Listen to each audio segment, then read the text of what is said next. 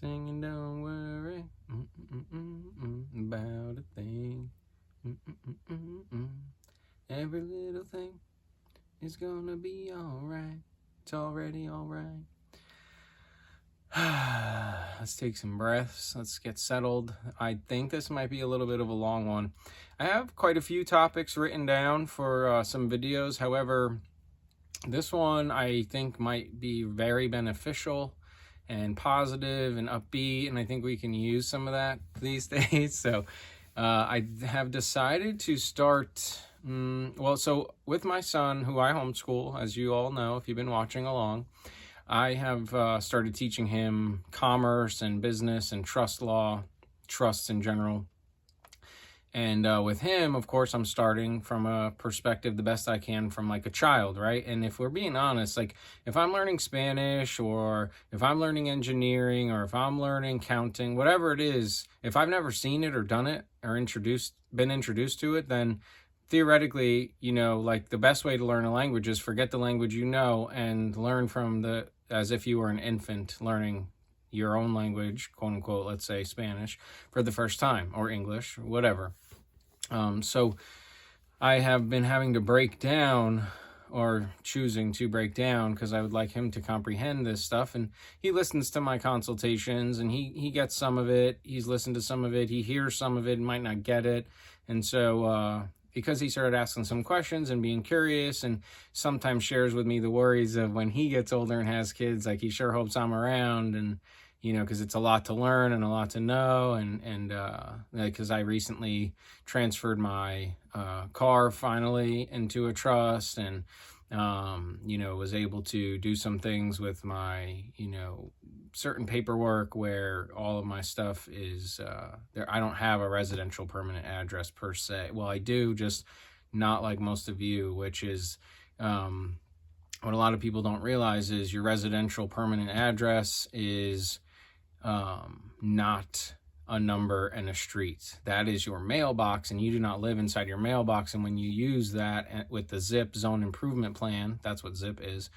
They put us into 12 different districts, just like Hunger Games. I know you cannot make this stuff up, and it's like, I know a lot of people think it's silly, some of the analogies with movies, probably, except there's a lot of evidence. You can look into this yourself, that the CIA runs Hollywood, which is, people who cast spells, as you know from my videos, and hopefully from your own studies. It's called spelling, it meaning reading, writing, called spelling for a reason. Even when we speak, we're constantly casting spells on one another. And some famous, let's say, wizards or witches or whatever you want to call esoteric beings throughout history have advise people, you're doing magic all day, every day, so you might as well do it in an informed way. So I do my best to, excuse me, I just had lunch with my son, so I do my best to choose my words very carefully and wisely. I think most people who know me know that about me, whether they like it or not. That's probably another story. However, words do matter on some level, and so I would like to basically start from the beginning, in a sense, maybe, which I kind of have in some videos, but I don't know. Here goes nothing. So, well, I do know, and here goes nothing. So here's what it is. As we know, 2 comes before 3, right? So the second dimension, what I call the paper dimension, paper has a front and a back. The third dimension includes, length, width, height. And that's, like they say, the dimension we live in, the third rock from the sun. And what I was saying about movies and television, television, programming, they're programming our minds. We're all under some kind of program, one way or the other. What you know, what you don't, it's all a program. And, a cult, we're all part of some cult, some way of thinking, some program. Great series out there, and it called for free if you could find it, called The Servant King Marcus. And there's 2 different ones. One's 9 videos, one's 14. He explains a lot of this stuff from his perspective, and I just have my own additions and subtractions and perspectives on this. So the CIA theoretically runs Hollywood. Holly trees were what they used to make their wands out of, supposedly the Druids, and supposedly this is all connected. And so the way they give full disclosure to not break the law of polarity, cause and effect, etc., the 7 natural principles, they meaning those who know and who kind of obviously seem to run this place in some way or another, govern, control, mind. So they use these movies to kind of like tell us the truth. Like a lot of times I would say fairy tales, dragons, etc. may be some truth to that, or a lot of truth to that. And a lot of the supposed reality is actually the lies. The scarcity, for instance, there is no scarcity. It's imposed on us. It's being created.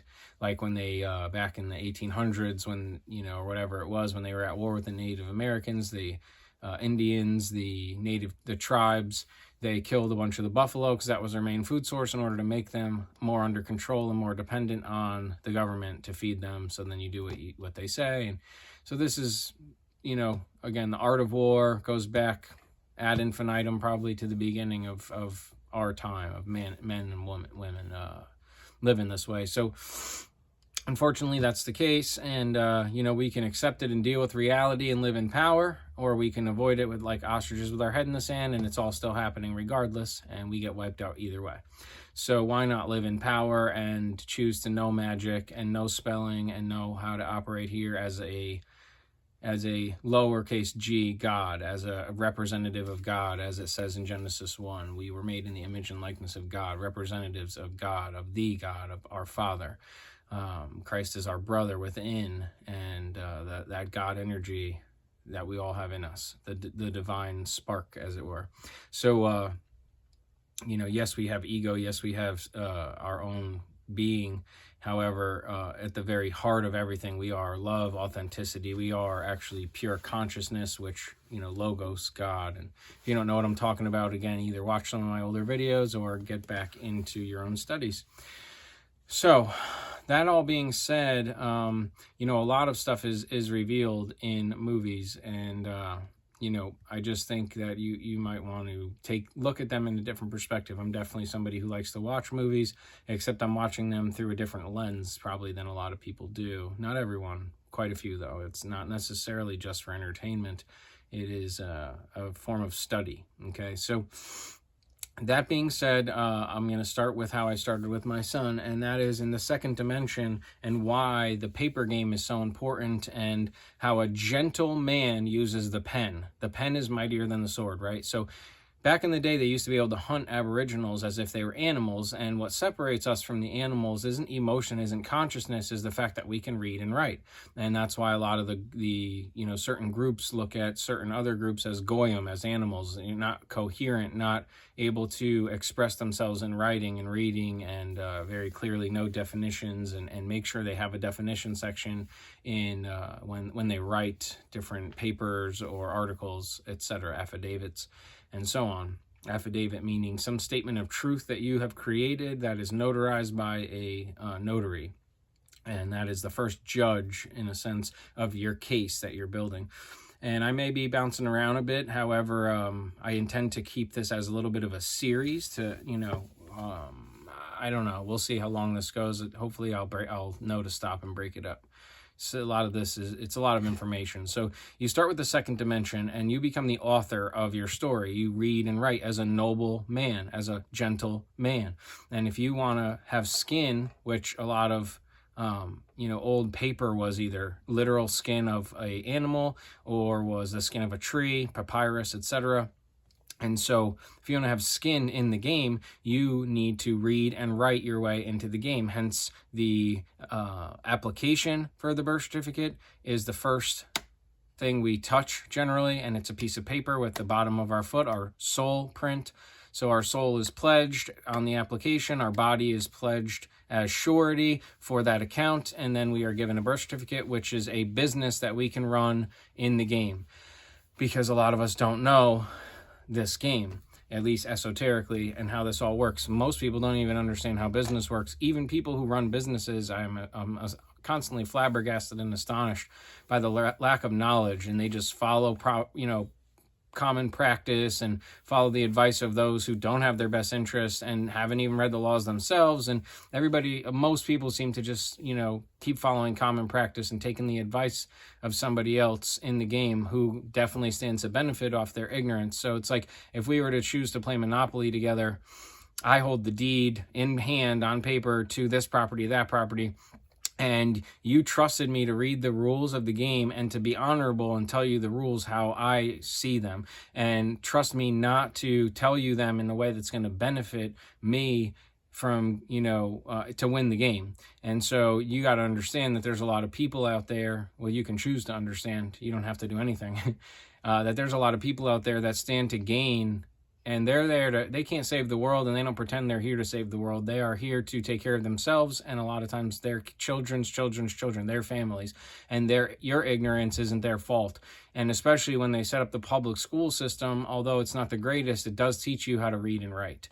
And if you are someone who doesn't embrace that, and your parents are not someone who forces you or pushes you or encourages you to really at least know that, reading, writing, arithmetic, the basics, right, then you will fail at the game of commerce. At least you will always be subject to someone else who knows how to read and write and do arithmetic, even if it's your accountant. And how many stories have many of us heard about the artist getting, bamboozled by their accountant and their manager, and just trusting them to do all the paperwork and all the paper game. Well, how come, if the paper game isn't so powerful, then how could I take your house if I have interest in your house? Then how come I can do some work on your house, put a lien on it, and then you have to pay me whatever I say, as long as there's some agreement and I can prove that I did the work, whether by photo evidence, again, paper, or some other means, word of mouth, neighbors, witnesses, etc. A great case has all those dimensions involved. So when you start, you have the paper game, and you're given a piece of paper that represents a piece in the game, in the paper game, in the imagination game.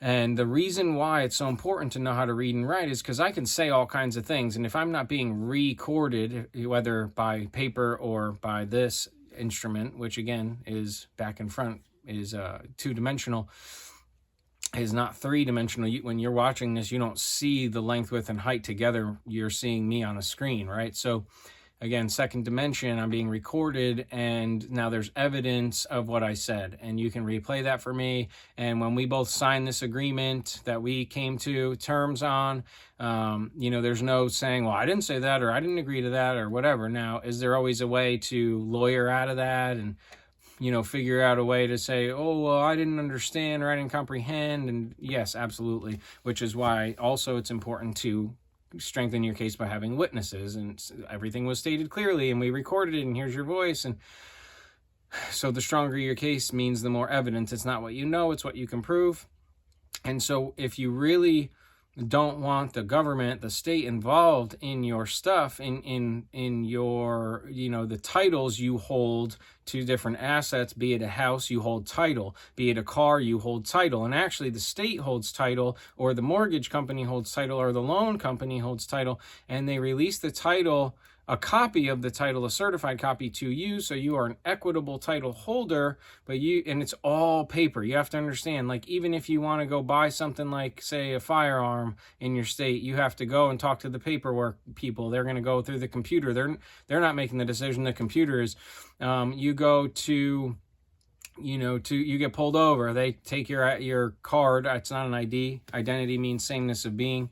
You're not a plastic two-dimensional photo card, even though you say you are.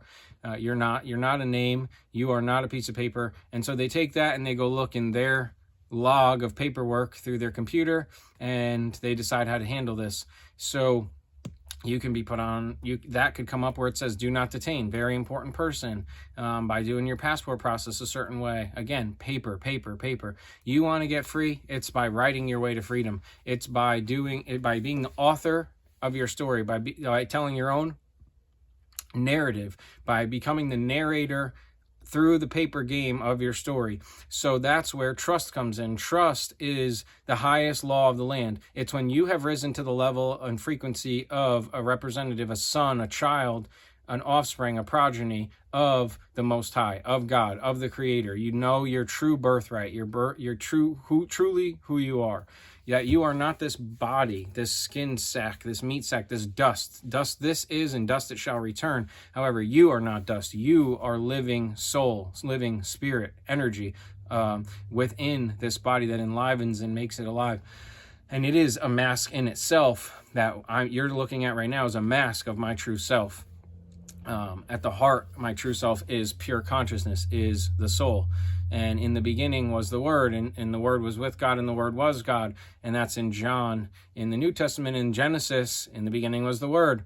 And then God created, so on and so on. And then eventually God created man. And people forget this part for some reason. God created man and then breathed into his nostrils, and man became a living soul, literally becoming a living spirit, Holy Spirit, whole energy spirit. However, if you don't know that, then that's not what you are.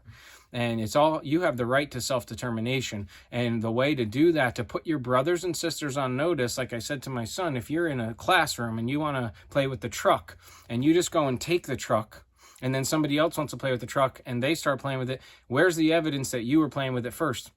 Which is why we have a sign-out sheet. And that's where we use the clerk and the recorder to sign things out. And I bet there's a way to even gain access to certain toys here, for instance, cars and houses, where we can sign it out like if we were in a kindergarten class. I haven't figured that out. Since money's all an illusion, and we're living in bankruptcy anyway, and it's all legal tender generally. We don't use lawful money generally. There's a way to deal with that. I think I've mentioned that, and I do talk about that with my clients. However, when you get into it, it's all just a game, right? So you can make your own negotiable instruments, and you can, make your own promissory notes. So there's probably a way to sign out assets and toys and liabilities, houses, cars, and so on. I'm using this right now. So let's say you're in kindergarten and I want to play with the truck. So I go to say, Miss Sally, can I use the truck? Sure. Nikki, sign this right here. And so I sign this out with my name, or I autograph it. Look up the difference between signature, sign of nature, and autograph. Just like an autobiography, self-determination. Look into it. Look up these definitions. Definitions will truly educate you, probably more than most other ways is reading definitions. There's so much meat in definitions. So now I'm playing with the truck and I've signed it out and I'm playing with it. And let's say I have to go to the bathroom. So now little Johnny comes by and he starts playing with the truck. And I say, Johnny, I was playing with the truck. I just had to go to the bathroom. Oh no, I'm playing with it now. Okay, well, in this situation, you can now go to Miss Sally and say, I was playing with the truck. I had to go to the bathroom. Johnny came and took the truck. Okay, let's go check the paperwork. And so we go check the paperwork, and now I don't have to take out the sword, aka the gun, the sword, the staff, my fist. I don't have to physically fight you in the physical realm, because we go to the system and we see the paper game. The second dimension bears witness for the third dimension. It literally creates the narrative for the third dimension if we do it properly.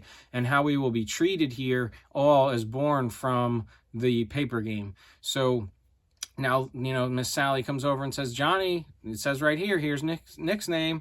And, we need to give the truck back to Nick. He signed it out. He followed the proper procedure. And if you know about going to court and stuff, it's all about procedure. So if you know the proper procedure and you can prove your case with evidence, whoever can't prove their case with evidence is the one who loses. So I can state anything. My word is God's law. Like, I am when I speak, as long as I'm speaking in honor and I can prove it and they can't disprove it, then that's the word of God. That's all law is. That's all, any court case, that's all it is who can prove their case and who can't prove their case.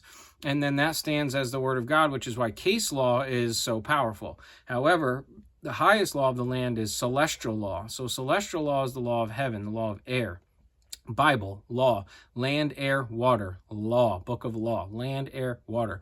So, and I'm going quick because I don't want this to be too long, and I'll probably stop soon and start a new one, which continues this information. And I give this stuff to my clients. However, I thought maybe it would be helpful to have these videos, and I can say, hey, go watch these videos so you don't have to listen to this for our first meeting and get your head right before we can actually move forward with any of this. So this is a place for most of you that want to work with me, that you can go and like kind of get where I'm coming from and get some of this basic information and kind of get your head wrapped around this perspective. And so then you're ready to actually start going and jumping into some of this stuff when you are paying for consultations. I don't like wasting people's time, and certainly not their energy in the form of money exchange. So, donations, gifts, etc.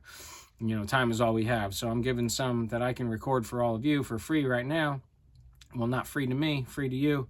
Although you're giving me your time if you're watching this. So again, nothing's free. Just like freedom, I say, is an illusion. Independence is an illusion. We all rely on each other one way or the other. Even if I'm relying on you and I don't know you, just to not destroy the earth. So my son and his kids and their kids can have a place to live still. So we're all relying on each other one way or the other in this space. God is the only sovereign, and we are always going to be subject to God and one another. So that's why that is all an illusion from my perspective. Okay, so back to it. So in the second dimension, we get to write our way to freedom. I can state that I'm a U.S. national. I can state I'm a son of God. I can state that I know I'm a living soul. And I have to speak their language. Jurisdiction, proper diction, speech. I have to speak their language. If you go to Greece and you start speaking English and they don't speak English, you can't expect them to comprehend you. So you need to be able to speak their language, and a lot of these people are of a certain background or spiritual perspective, so they don't know the New Testament. They only know the Torah, and so you may want to stick with that when you're speaking with them. If you're talking to certain groups of beings like the police, you want to go read their manual and speak their language, how you identify, say, as a non-resident alien of the United States. You're not a citizen, you're a national, and nationals are considered non-resident aliens of the United States. If you look up what the United States is, it's a federal corporation that's in the 10 square miles of Washington, D.C. Then they created subsidiaries that seem like the states, and if you don't know all that, there's plenty of videos out there for that. And if you want to learn more about that, you can either learn by researching and typing in that stuff I just said, or again, like donate for a consultation. So, it's all like Alice in Wonderland through the looking glass. There's all these mirror images of the true land, of the true republic, of the republic for which it stands. Not the democracy. Never did we ever pledge to a democracy growing up. So that's started in Washington, D.C., which is not a state. It's a territory, and it's just a territory just like London, just like the Vatican. They're their own sovereign nation. So, and it's all paper game. Again, paper. You got to learn the paper game. The pen is mightier than the sword. You can literally take over land, make it your own sovereign nation, and you just become a friend of the United States, who has the army and the military and all that, and you are still like... you have treaties in a sense with them, and you have peace with them. However, you are not technically a sovereign nation because you still need them to be protected to operate in this space. So here you are with this paper game, and when you were given one in the beginning, the state made that for you, so they have interest in anything that's attached to that. So let's say you have a car and it's in your quote-unquote legal name. Your persona is a mask that was worn by Greeks on stage back in ancient Greece. So it's just a mask. It's a paper game, literally back to paper. It was a paper mask, and it changed your personality, and you can decide to be anybody you want if you know this game, just like Bourne Identity, just like Neo in the Matrix. You can plug in and be whatever at any time, wherever. When you truly master the paper game. So you can be in trust, you can be a business, you can be a DBA, a fictitious name, you can be an LLC, a corporation. You represent all these things. You are not them. You are not a name. In Genesis 1, it told God told us to name the animals. We don't have a name. We have monikers, appellations, sounds that we're called in a sense. I'm called all kinds of things in the private, and in the public, I am known at, I operate in business as Nicholas Allen Sullivan, but that is not who I am. I am that I am. I am not a name, and I will never be a name. So I am the representative. I am the authorized agent, the authorized representative of that business that I was handed at birth. I have equitable title by doing certain paperwork to that business. However, anything in that business name with that business number, your social security number, if you have one, is always going to be tied to the state. always going to be tied to the state. If it's in there, it's going through probate. If you die and you leave behind this business, then they're going to manage anything in that estate. And so if you're truly a man of God and you know your true God self, then you are going to start, you only control what you create. So you start creating trusts, your own trusts. You don't operate in the in God we trust anymore. Every trust has to end in the word trust. It's one of the rules of the game. Learn the rules of the game and you can win. If you don't know them, you're not going to win the game, not even by chance, because there's too many people that do know the game. Enough of us. So you go out there and you make your own trust, and if you look up in Pennsylvania, at least it was last year, still registered in Pennsylvania, the In God We Trust / which means doing business as US Inc. And the president of that was Clifton Horacy, and the last time it was started was 2003. I don't comprehend that part. However, this is what's been going on like the whole time. Okay, it's just a business. It's a corporation. It's a trust. Trust law is the highest law, and the reason why is because it's an agreement. It's an indenture. It's a way to. This is how I operate, and I'm putting all this on paper, and I'm putting my brothers and sisters on notice because I'm a gentleman and I'm a respectful man. And now if anybody comes at me, we can go back to the paperwork. We can go back to that sign-out sheet. We can go back to that record. Okay, recorded to the land at the clerk's office, the clerk, right? A bank, a clerk, and the recorder's office, and we go and check that out, and I send it to the Attorney General of the state, Attorney General of the United States, to every, to the chief of police, whoever I need to let everybody, as many people as I can think of, on notice, and use registered mail, read for living, registered mail. Now you have a 9-digit account number, and you can always track and trace that they got it, that they received it. It went from one hand of a living man to another. That's the great thing about registered mail. And it's allegedly the private side again, the USPO, United States Postal Office, as opposed to the public, as opposed to the private. So the private for-profit United States Postal Service, which is like your green certified mail and most of your other stuff. I mean, there's still ways to pay with stamps, right? Again, two-dimensional paper game. Literally, if you keep, I can't stress this enough, like, it all comes from the paper game. If you want to exchange anything, everything's done on paper first. Otherwise, where's the evidence to prove that the exchange happened? You don't own anything, you hold title to things. And what entity holds title you don't want to have been created by the state. So you make your own trust, and you make as many trusts as you want to hold different assets. And you can have one master trust that holds other trusts under it using, I think it's an 8832 form. So each trust you make, you call up the IRS. Hey, this is so-and-so, a representative of so-and-so trust.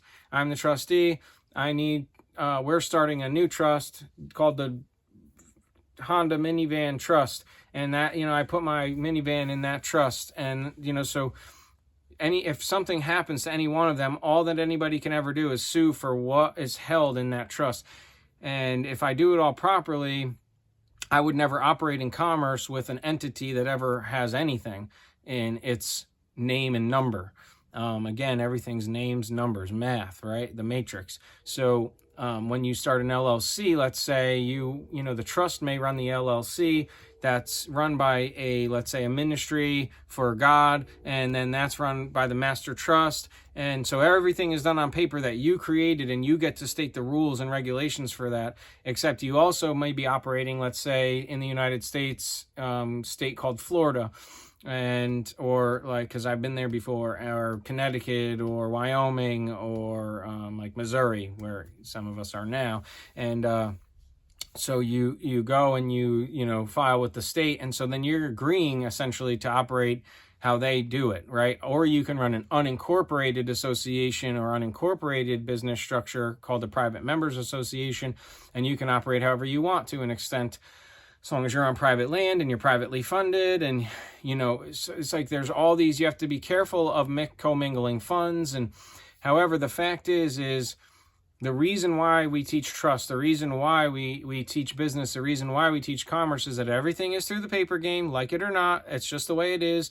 And it's so important because, like I tell my son, I can make an agreement with somebody, a verbal agreement, and all of a sudden they forget tomorrow or later that day or a year from now. Like, And then, let's be realistic. A lot of us are very busy and we don't remember every single thing or every word that was said. I sure don't. So isn't it make more sense to be honorable that we write it down? This isn't about trusting you.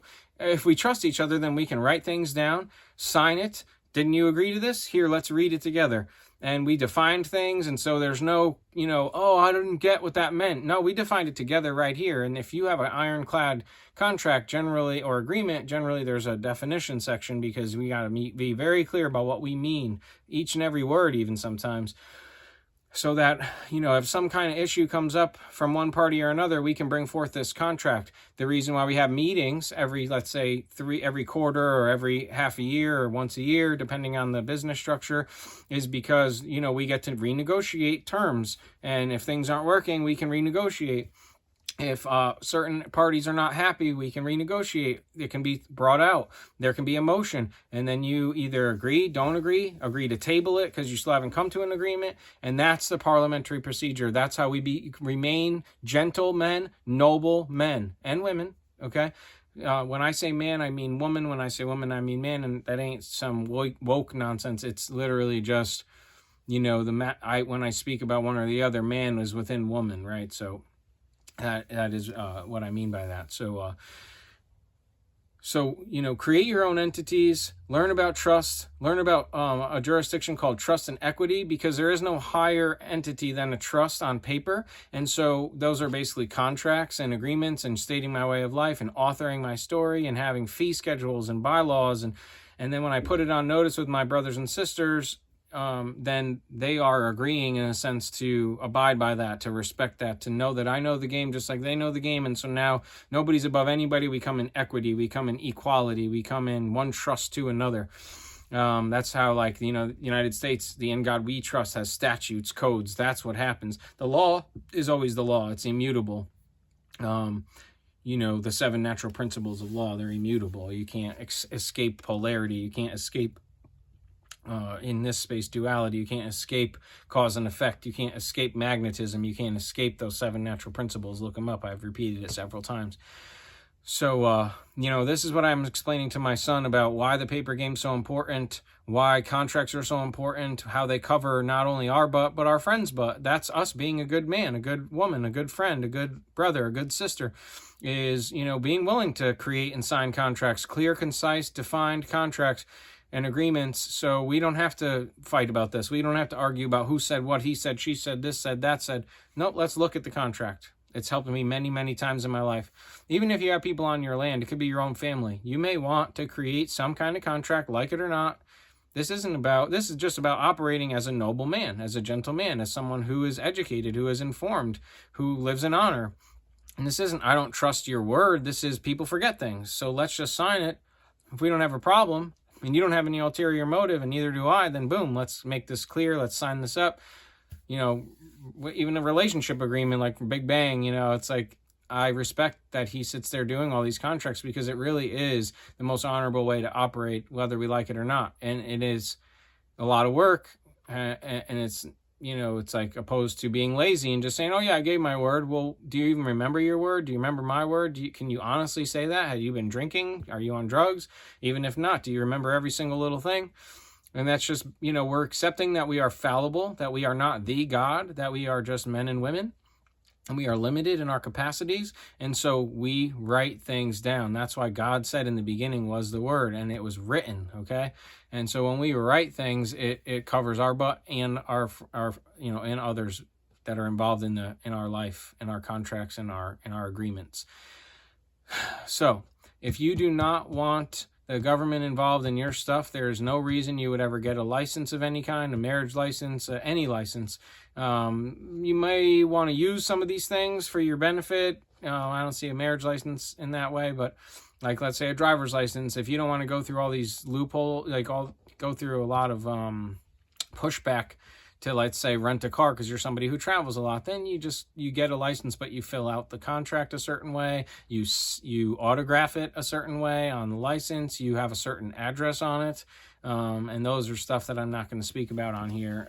That's private consultations only, and you need to make a donation to learn that from me. So, this is just the beginning. This is already very long.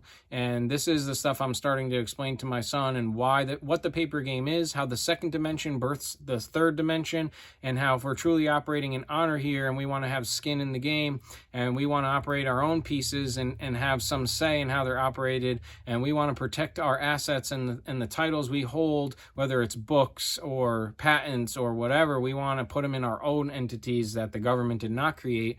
And, you don't even necessarily need to put it in their system as far as getting an EIN, or depending on what you're doing. Like if you're putting your car in a trust, you don't need an EIN number.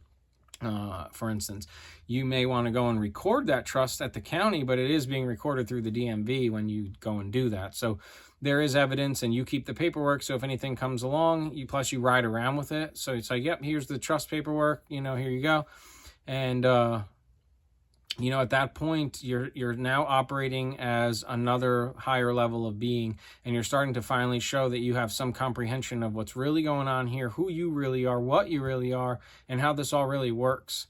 And if you're just somebody who's just happy to have a legal name, which is a business, and a social security number, which is your business number, sole proprietor, basically, they tell you don't even need to get an EIN for a sole proprietor because they already gave you one. You are the sole proprietor of that business, the living soul that's running that business, and you represent it. You are just an agent for it. And where we get messed up is we identify as the piece of paper, so then they treat you how you self-determined, and that's where we get muddled and everything gets messed up, and you can end up getting thrown in prison because you're agreeing that when your body was pledged as surety for that account, you're agreeing that you are the account and that your body is able to be used as collateral for any damages. If you broke some of their codes as one of their employees, which, again, if they created that, then that entity itself is a subsidiary of them and therefore has to follow those codes. So if you're identifying as that entity, your legal name, then you need to follow their statutes and codes, whether you like it or not. However, if you know how to run around here not operating as that individual, and you've done your paperwork properly and you're using your passport with all the files connected to that, you'll be treated very differently, and you will be treated as somebody that's above, like you're supposed to be, the police, the sheriff, and so on, because they work for you if you identify as we the people, and that you're the people and you're not a human, which is a monster according to their own definition. Somebody who's deformed, and you're not, identifying as an X or a Y or a cow, which is what I think a lot of this is coming from. They don't want you to identify as a man. They don't want you to identify as a woman. And I think that the deeper level of that is identifying as a living soul, as a representative and an offspring of God. So there's levels and layers to how you're going to be treated here. And, if you really don't want them messing with you and you want them to operate as your employees like they're supposed to be, they answer to us if you know what you're doing. And if you don't, then you work for them because you've identified and self-determined that you do so, ignorantly or not. And as you know, ignorance of the law is no excuse. The legal system, let's be specific, and the law, no excuse. You know right from wrong. You know what you're doing. And if you really dig deep, you know exactly what I'm saying is true. And, book a consultation, The Living Mystery Church. .org, thelivingmysterychurch.org. This is a lot of the stuff I get into. I love teaching. I love explaining. I love talking with people, obviously. I know this was fast. I know this was a lot. I know this was longer than most of my videos. I just really think it's time for me to start giving away some of this stuff so you guys can really... I've been told that although this information is out there, that I have a way of putting it to really simplify it for even a child, and my son seems to vibe with that. Even saying the word child, we have to be careful. Like, it's our progeny, our offspring, our son, our daughter. Child means something. Kid means something. You're identifying them as animals. So, I know you got something out of this. I pray that you did. If you're watching this, I pray that you appreciate what I'm doing, and I look forward to making more of these where I continue to explain like some of the methods you can do without getting too much into detail. I don't want to get myself in trouble, and I don't want to offend my friends, the United States. I am a friend of theirs. I don't want to hurt them. I don't want to hurt their business. I'm not against them, and I understand that. I comprehend that. I comprehend that a lot of people, a lot of beings don't get this and still throw trash out the window and still destroy this place, the kingdom of heaven called earth, and they still treat this place like it's just not worth anything. And that is a perfect place for me to actually slip this in, is you literally are a temple of God. This is a temple of God. Treat yourself as such and treat each other as such. Imagine if everyone you meet was literally God in body. So God incarnated, carnal, flesh, inside of flesh. So if we treat each other as if we were literally Jesus's story, you know, whether you believe in Jesus or not, however, everyone has a divine spark. And if we treat each other as such, you know, you treat yourself as such, then you're not going to be being promiscuous. You're not going to be jumping from one girl to the next, from one guy to the next. You're not going to put toxic stuff into your body like drugs and alcohol. You're really going to rise up and like you'll have an inner experience of alteration, of transmutation, of alchemical change to be the true God self that you are from inside out. So when you know that you're a temple of God and that this earth itself is a temple of God, then you start operating differently, and you start operating in humility and respect and modesty and truth. And there is only one truth ultimately, and that's why when we see people that operate in truth, like Yoda, or as an archetypal example, they're modest, they're humble, they are very, very powerful, and people look up to them. So, you know, be somebody who has respect for yourself, be someone who has respect for this earth. And if you're not, that's why the government exists. That's why all these rules and regulations exist, because of people that don't know how to control themselves. So when you rise up to this level, you hold yourself accountable. The way you see in others, that wasn't right, they shouldn't have done that, or whatever, maybe that's not the right words. You see something as right or wrong, like a father leaving their family or a mother leaving their family, and the kids are hurt and all that. You know that's wrong, right? You know that's inconsiderate. That's not compassionate. You're not looking for a way to compromise and, you know, have everybody kind of have their dreams being handled accordingly, and respecting the fact that you chose to have those kids, that offspring with someone.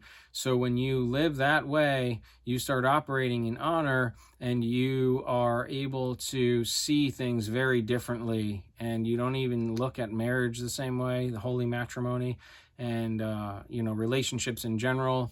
So, you know, again, that's why the government even has to exist, because some people really do act like animals and really don't show the ability to live in having self-control. You know, as I've said in many videos, people really lack self-control these days.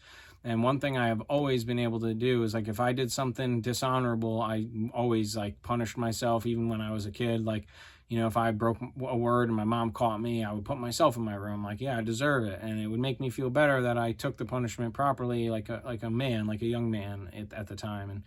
And you know, a lot of us just keep trying to escape out of things and not have to deal with the downside of things. And I'm telling you, one way or another, the pendulum is swinging, and it's coming for you if you are not honorable. So that is why you get told what to do. That is why you have to pay taxes. That is why you have to live the way you live, because you haven't gained self-control. You haven't risen up high enough. You haven't, you know, dug deep enough into logos, into knowledge, into the word, and what it all means, and what you're even doing here. You haven't really broken it down and sat here and what is my name, and what is this name thing, and why do I need a birth certificate when I'm going to establish things? You know, that's your foundational document. Well, you can use a whole different one, like a family Bible, for instance. So, and a trust that you created that shows how you live, and what you stand for, and what your rules and regulations are, and some evidential, let's say, books or writings or different perspectives that you've shared to cite where you're getting this from, even if it's from your own experience, and you write a story and you say, this is where I got this information from. You know, I got divine inspiration from being out in the woods for 4 days, and you write that story, and that backs up your case. You know, that's part of your file now that you've recorded with the clerk and the town recorder. And you can record anything, especially under miscellaneous filings. I'm giving out free information here, giving out gems, and again, you can be the creator that you were meant to be. You can be the alchemical master you're meant to be. You can be the wizard that you're meant to be, that you were born to be. If you're watching this, again, like I don't think there's an accident that you found me, my page, this information. And if this goes over your head, it's okay. You know, it's not for everybody, and that's okay. However, we do need more people to step up and really comprehend and start to know what's going on here and how to operate differently, so we can have more people with skin in the game to balance the books here. You know, there's too many people out there with no self-control running the game right now. So let's get back in honor. Let's get back in balance. Let's be the light to balance the dark. We need the dark. The dark needs the light. We just need to balance it. And we're not doing our job as light workers to balance out, you know, properly balance out and understand why, comprehend why we need the paper game, what that's all about. A lot of light workers just like, oh no, it's okay to just meditate. Yeah, that's great. Energy is wonderful. However, if you really want to be effective, the paper game is how it all happens. So let's, unless you literally want to fight with the sword, and I don't. Like, I'm a gentleman, I'm a nobleman, I'm a friend of everyone. I hate no one. I really do my best to forgive, forget, move on, love, respect, compassion. I've worked very, very hard at being the man I've become, and I didn't come from any of this. So if I can do it, you can too. thelivingmysterychurch.org. Hit me up for a conversation. I usually do 15 minutes free if you want to find out if you even want to work with me. Then the hour, you know, you make a donation and we start chopping it up, getting into what your goals are, what you want to do. And we keep working. I give you things to study, to read, to write sometimes, depending on where you're at, how much you've studied. And, you know, and I'm not for everyone, and we're all on our own little path and journey. And sometimes I just help people, guide them a little bit, give them a few tips, and they're on their way. Other people want to work extensively with me, and I appreciate that. Again, we just need a lot more people, I think, and to think you can't be one of us that's out here teaching. There's so many people in this world, so many men and women, so many living souls that really need guidance. So you can, if you feel called to this, you can fit into this space just like I do, just like so many others. So I do always want to shout out my brother Marty Leeds at the Gnostic Church and Academy of Lord Jesus Christ. Definitely gives amazing information that changes my internal space, that then, you know, therefore changes my external space, relieves me of fear that I've had in the past.